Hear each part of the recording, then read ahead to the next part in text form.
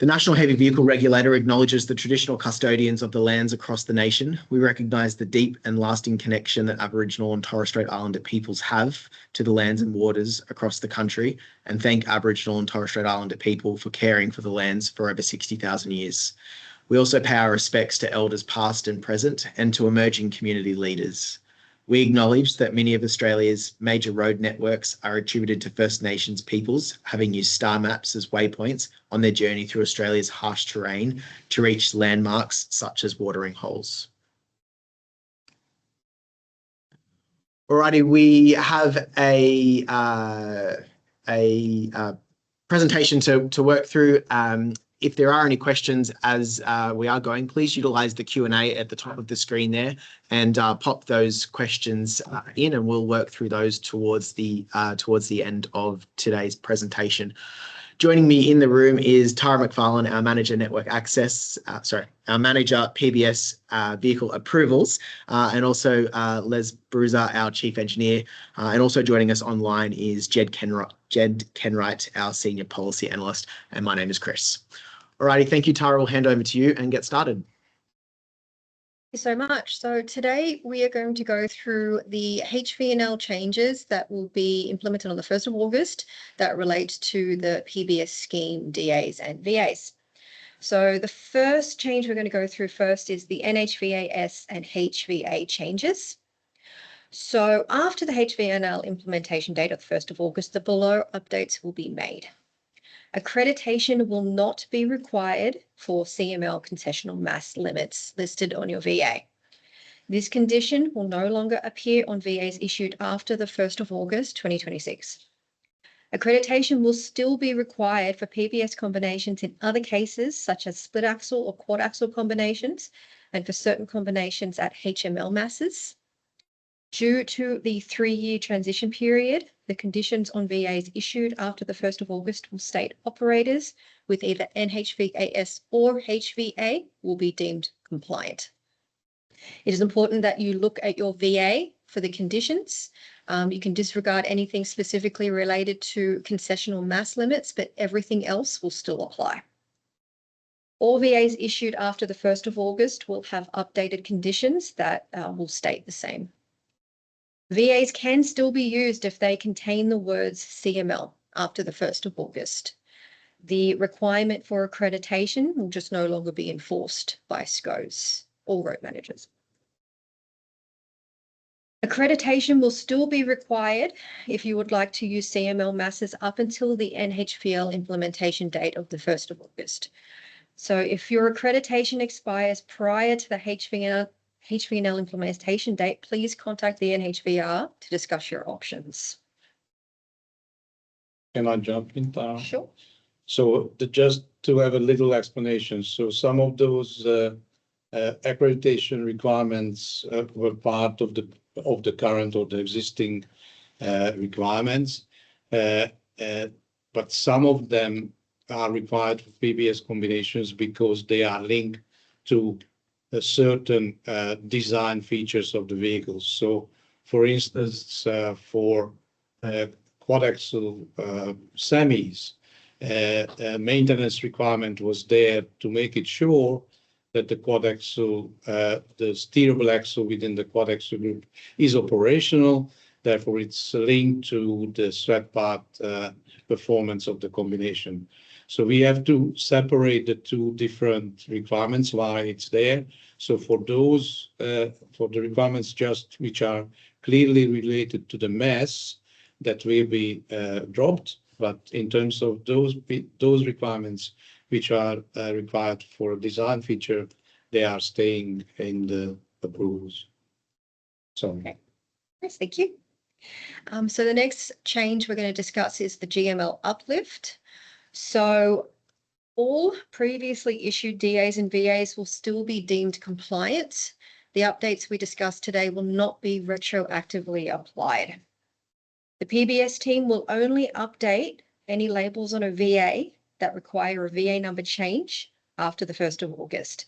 So pretty much what we're going to do is any VAs that require a VA number change, we're going to be changing the labels from the previous format here that mentions GML and CML and we're going to update them to GML1 and GML2. So all previously approved masses will still be accessible on that VA. It is just a label change. This means that VAs that do not require a VA number change will not need to reapply for any permits.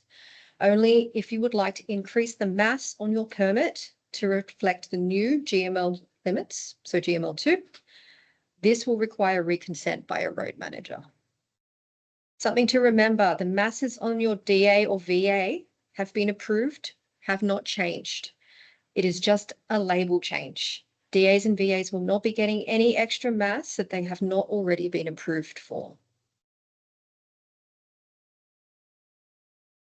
So after the implementation date of the 1st of August, any brand new design approvals and therefore any VAs that are attached to those will have mass tables that will look similar to what is on screen now. So just GML at the uplifted masses and the current HML with no change.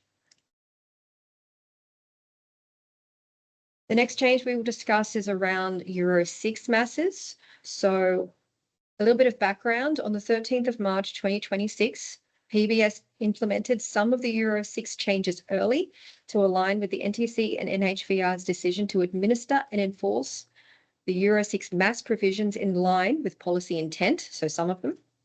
This involved the removal of component requirements, with Euro 6 combinations now able to access the concession as long as they meet with the manufacturer's minimum requirements for the components fitted on the vehicles. They must continue to meet with all the conditions that are outlined on their VA.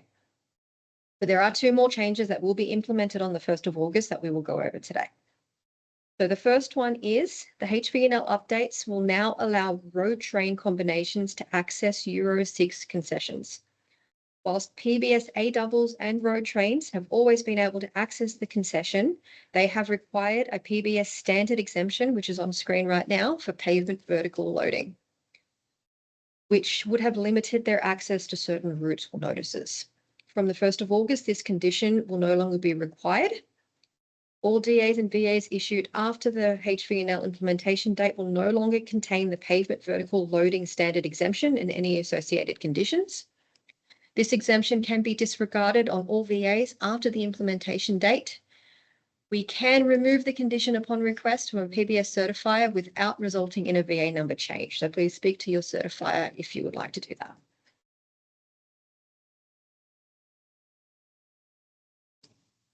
So the second change for the Euro 6 is around the tri-drive and tridem hauling unit combinations. So from the implementation date, combinations containing a hauling unit with a tri-drive and tridem drive axle group will not be able to access the Euro 6 mass transfer concession. The additional 500 kilograms will need to be all on the steer. Any VAs will continue to be valid if issued before the implementation date that have the mass transfer, but we cannot guarantee road manager approval with these masses, so just keep that in mind.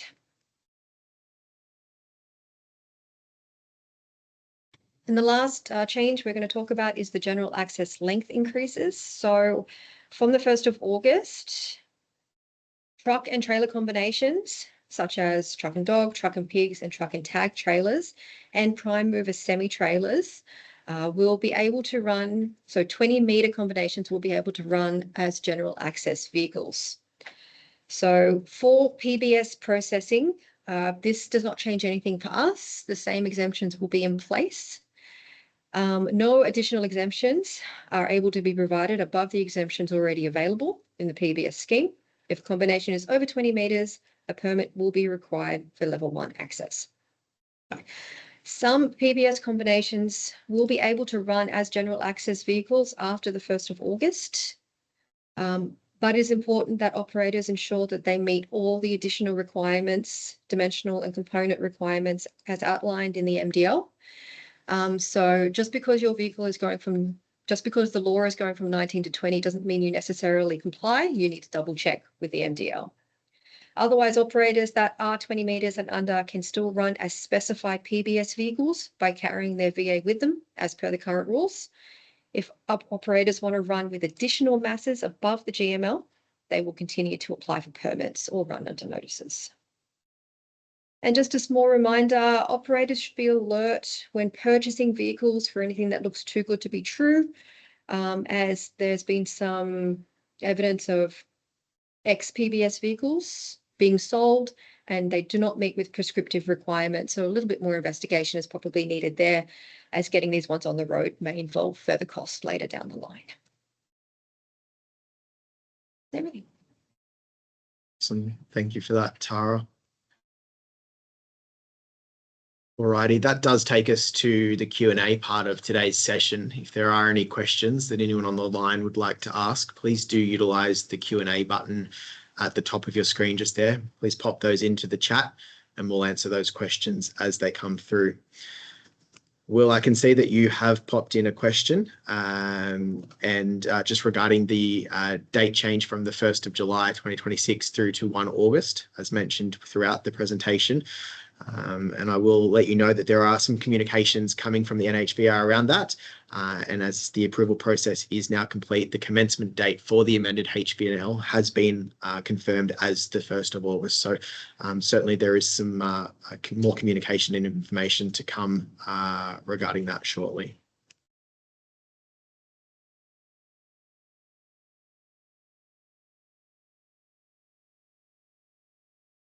Right, I'll just give everyone a moment just to pop any other questions into the chat. Please utilise the Q&A button at the top of your screen just there, and we'll take those questions as they come in. Today's webinar session is being recorded, and we'll share a copy of that recording and the accompanying slide deck. They'll be available on Friday afternoon. They are emailed out to our database. So if you're not a member of that database, please jump onto our website and sign up for the On the Road newsletter, or alternatively pop us an email through to info@nhvr.gov.au, and we'll certainly make sure that's available. If anyone's looking for a copy of past presentations or recordings, they are available via the website now. If you're having any difficulty finding that or need some assistance, again, please get in touch with the NHVR either via the email listed there on screen or by phoning 13 NHVR. All right, there's a few questions that have popped in. The first question there is, what is actually level 1 access? That's a tricky one because while PBS originally was designed in a way that PBS level 1 would be equivalent with general access, but that hasn't been yet implemented. So in terms of the access, general access vehicles can access the whole network. PBS level 1 vehicles would need to have some sort of approval to access the network. So and that's done differently. You can use different instruments. You can have a notice, you can operate under the notice, or you can have a permit which specifies which are the networks which are available. So there is still a difference between general access and PBS level 1 access. Thank you, Les. There's another Just question. one more thing, sorry. Currently, the law sets up different classification for different vehicle classes. PBS vehicles are class 2 vehicles, which means that they are restricted access vehicles. So it's a different category than general access vehicles, which would have access to the whole network unless there is some limitation in terms of dimensions or weights. Thank you for that. Travis has asked a question. Can you clarify that PBS approvals for GML will automatically increase to CML?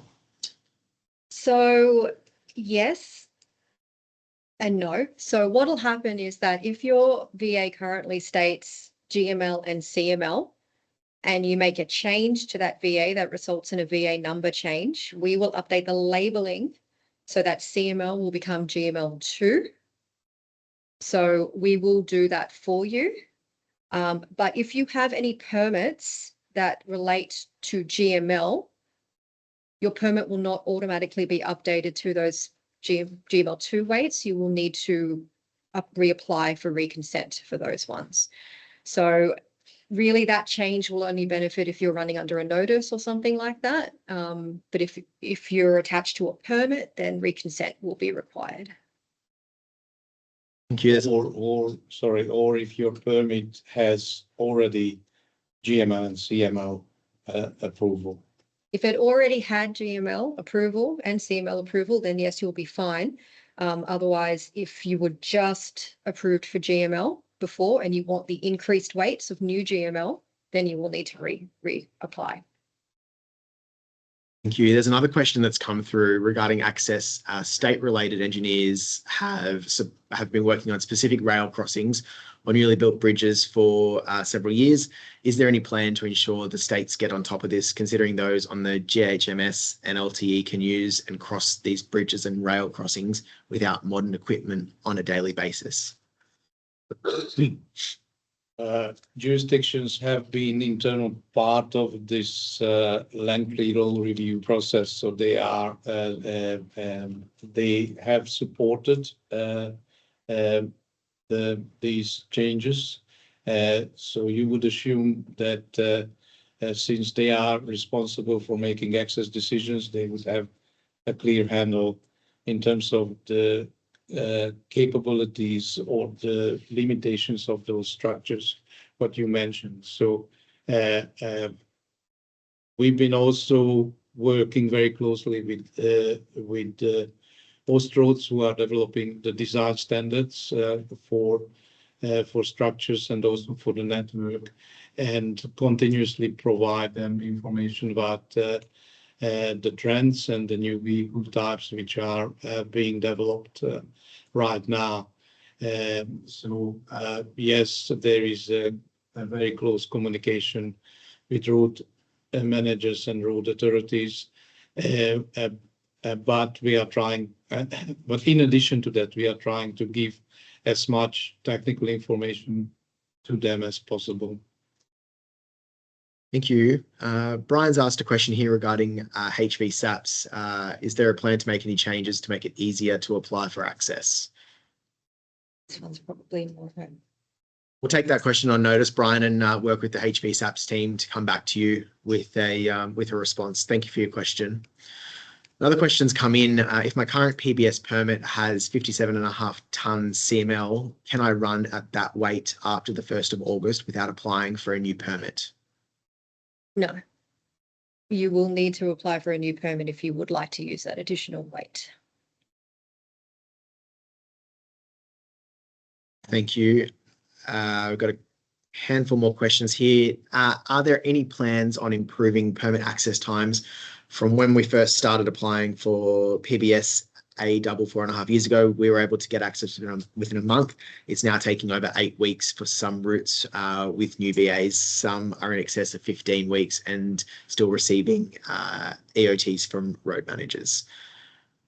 Well, thank you for that question and also the feedback there. We'll take that on notice and share that feedback internally. It has come through from an anonymous submitter, so I would encourage that person, if you're comfortable to do so, please pop us an email through to info@nhvr.gov.au with your details and some of the specifics, and certainly we'd be happy to assist you and connect you with the right teams for assistance. Another question's come through. Current PBS level 20-metre combinations do not necessarily require side underrun protection, but the new length in the MDL require SUPs if the SDIM is over 9.5 metres. Is this mandatory SUP going to be implemented onto PBS level 1 vehicles?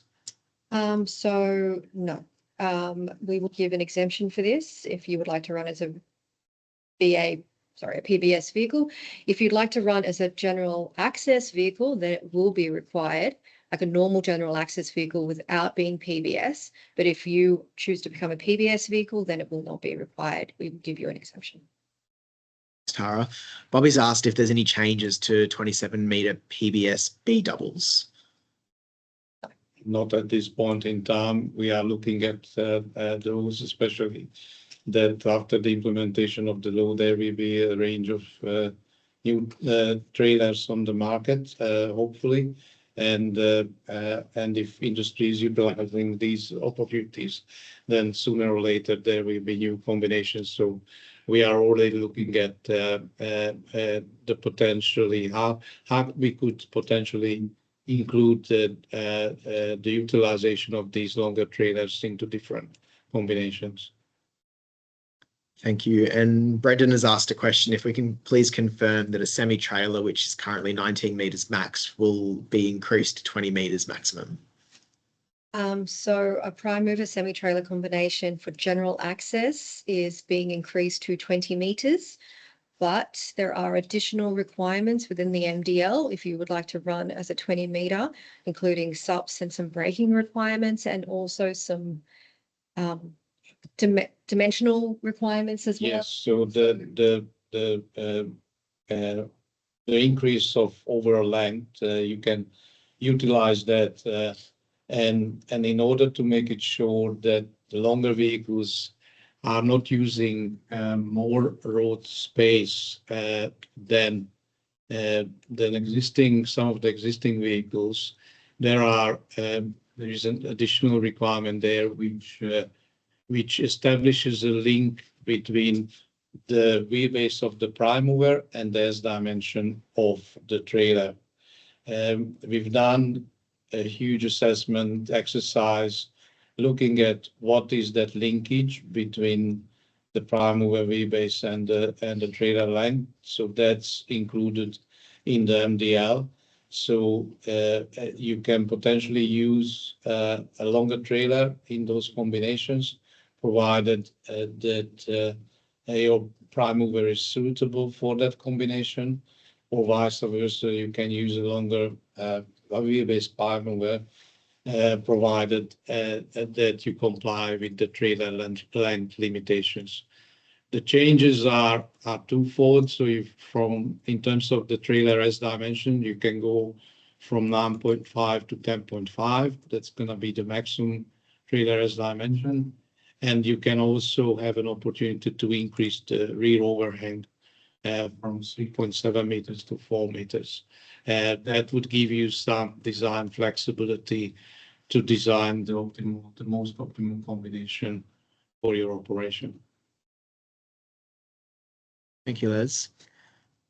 David's asked if it's possible to get a sense of the current wait times or if there's any backlogs for PBS application reviews and approvals.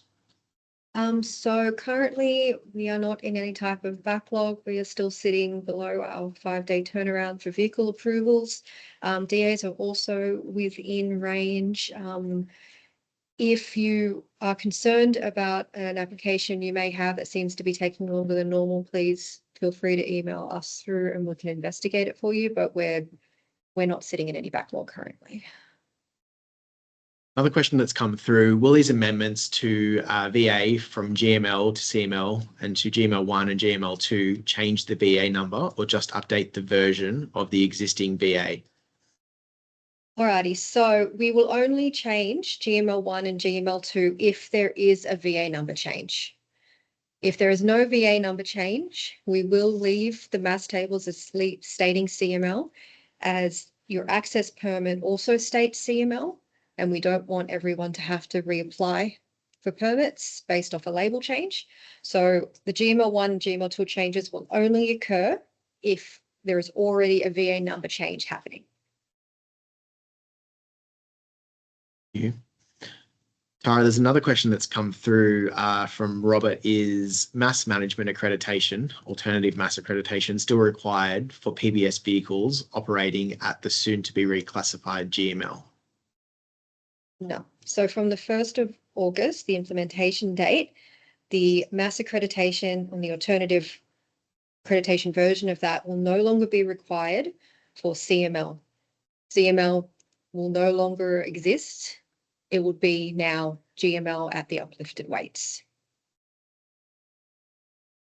Alrighty, thank you for that. And Robert, please do reach out if you have any further questions or if the team can assist with any of the specifics relevant to your organisation or operation.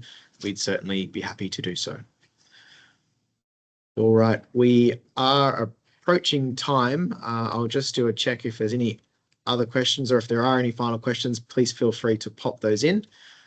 Alternatively, I'll just let everyone know that we'll share a copy of the recording from today, and the slides, they'll come out via email on Friday afternoon. Please make sure that you're signed up to our On the Road newsletter. You can do that via our website or pop us an email through to info@nhvr.gov.au, or feel free to give us a call at 13 NHVR. All right, there's another question that's just come in. Can you run at CML limits that's stated on your VA without updating your VA?